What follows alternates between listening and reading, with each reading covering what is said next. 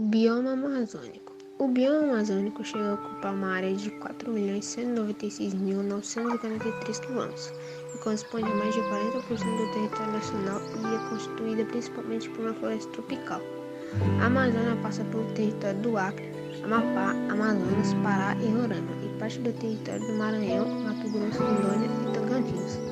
A Amazônia é formada por distintos ecossistemas como florestas densas de terra firme, florestas estacionais, florestas de igapim, campos alagados, várzeas, savanas, refúgios montanhosos e formações pioneiras.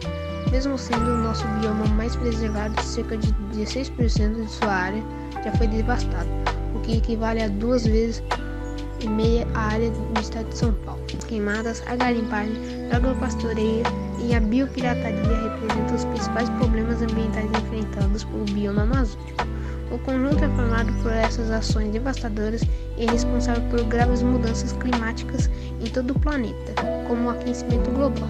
A Amazônia é considerada um grande resfriador atmosférico e como o maior abrigo da diversidade do mundo. Fauna. Pesquisas indicaram que na Amazônia existem cerca de 30 milhões de espécies de animais. Dá para acreditar?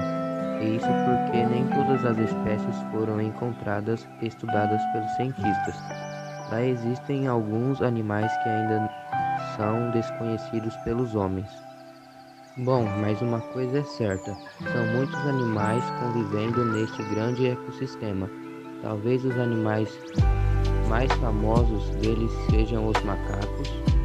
Uma infinidade de primatas pode ser encontrada nos galhos das árvores amazônicas. Eles são numerosos, coatas, guaribás, barrigudos, entre outros. Os répteis também têm território garantido. Em um passeio pela região podem ser vistos lagartos, jacarés, tartarugas e serpentes. Além deles, existem outros mamíferos característicos da região. São mamíferos terrestres, como onças, tamanduás e esquilos, e mamíferos aquáticos, como peixe-boi e botos. Nas águas amazônicas estão 85% das espécies de peixe de toda a América do Sul.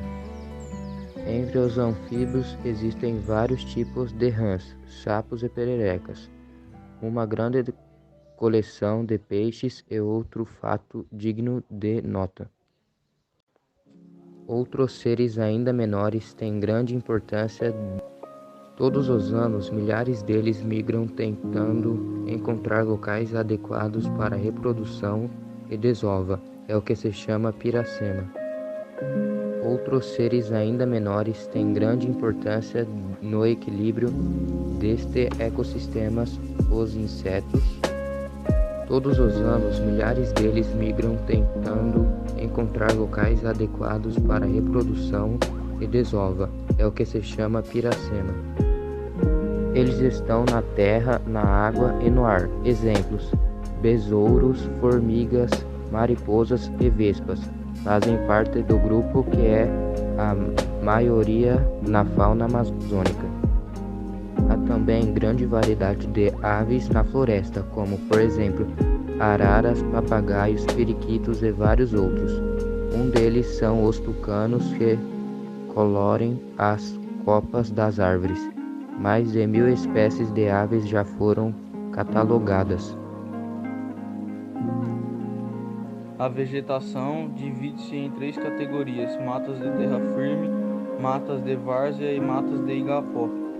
As matas de terra firme são aquelas que estão em regiões mais altas e por este motivo são inundadas pelos rios. Nelas estão árvores de grande porte, como a castanheira do Pará e a palmeira. As matas de várzea são as que sofrem com inundações em determinados períodos do ano. Na parte mais elevada desse tipo de mata, o tempo de inundação é curto e a vegetação é parecida com a de das matas de terra firme. Nas regiões planas, que permanecem inundadas por mais tempo, a vegetação é semelhante à das matas de Relevo. As planícies são constantemente inundadas pelas águas dos rios. Na região de Planaltos, existem algumas serras, como a de Taperapecó, Imiri e Parima. Ficam na Amazônia as formações de relevo mais baixas, planície amazônica e a mais alta, Planalto de Guiana, do país. Esse é o planalto que se encontra no Pico da Neblina, o ponto mais alto do Brasil, com cerca de 3.015 metros, compõe o bioma amazônico. Planícies, terrenos com poucas variações de altitude, depressões, tipo de relevo aplaninado, onde se encontram colinas baixas, e planaltos, terrenos com superfícies elevadas. O solo da floresta amazônica é, em geral, bastante arenoso. Possui uma fina camada de nutrientes que se forma a partir da decomposição de folhas, frutos e animais mortos. Esta camada é rica em humus, materiais orgânicos, muito importante para algumas espécies de plantas na região. Em áreas desmatadas, as fortes chuvas lavam o solo carregando seus nutrientes. É chamado de processo de lixiviação, que deixa os solos amazônicos ainda mais pobres. Apenas 14% de todo o território pode ser considerado fértil para a agricultura. Mas se apenas essa pequena parte é fértil, como existem tantas árvores? Aqui está um dos pontos essenciais para o equilíbrio do ecossistema. Neste processo, a camada de humus tem um papel fundamental. Além disso, os poucos nutrientes presentes no solo são rapidamente absorvidos pelas raízes das árvores. E estas plantas, por sua vez, tornam a liberar nutrientes para enriquecimento do solo. Trata-se de uma constante reciclagem de nutrientes.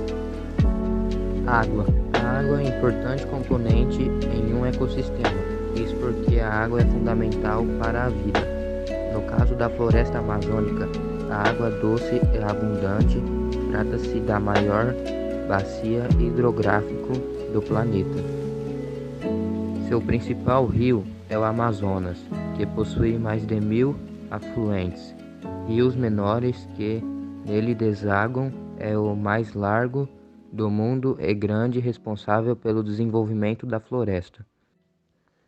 Os rios influenciam a vida dos animais e, como você já viu, a vegetação do lugar. De forma geral, são classificados em 3 tipos: rios de águas barrentas, de águas claras e águas pretas.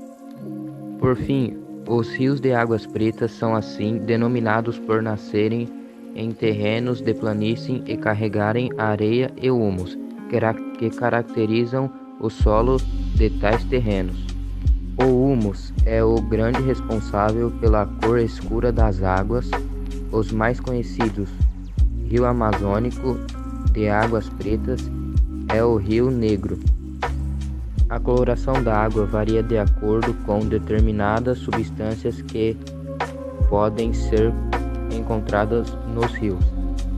Os chamados rios de águas barrentas, como Madeira e o próprio Amazonas, têm a cor da água modificada por serem ricos em sedimentos e nutrientes. Os de águas claras, como o Xingu, o Tapajós e o Trombetas, possuem muitos trechos de corredeiras e cachoeiras. Estes rios não banham tantos terrenos ricos em nutrientes como os de água barrenta. Desta forma, apresentam água mais cristalina. Clima. Na região amazônica chove bastante, a temperatura é elevada. Normalmente variando entre 22 e 28 graus Celsius. É o chamado clima equatorial úmido, que caracteriza algumas áreas próximas à linha do Equador. E como o clima interfere? Pelo que vimos até aqui, você já deve imaginar algumas formas. Por exemplo, de acordo com a intensidade das chuvas, sobe o nível dos rios. Com o aumento do nível dos rios, algumas áreas podem ser alagadas. E uma vez alagada, essas áreas podem ser mais ou menos adequadas à vida de determinados vegetais e animais. Fatores como clima, relevo, solo e água interferem na vida de animais e vegetais. Não foi isso que vimos ser a definição de um ecossistema.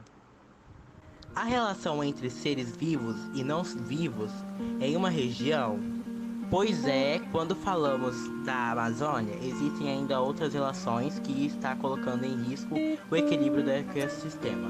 A relação entre o homem e a floresta.